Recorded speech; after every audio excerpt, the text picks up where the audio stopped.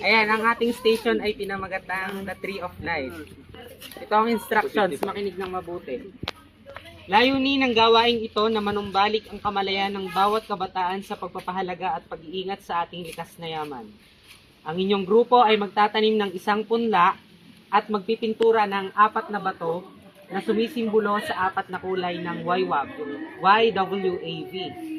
Ang nasabing punla ay itatanim lamang sa itinalagang lugar ng facilitator at ang 4 na bato ay ipapalibot dito.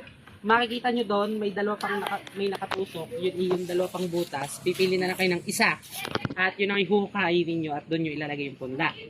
Then, yung may nakatusok doon yung 2. Pili na lang kayo ng isa, tapos ay kukuha kayo ng 4 na bato dyan, then pipinturahan nyo ng tigigisang kulay.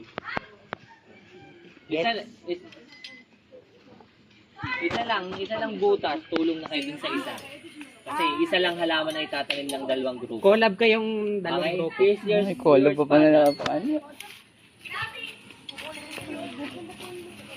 Tapos, yan ang bato, pumili na ng 4, yung 2 grupo. Tig-2 kayo.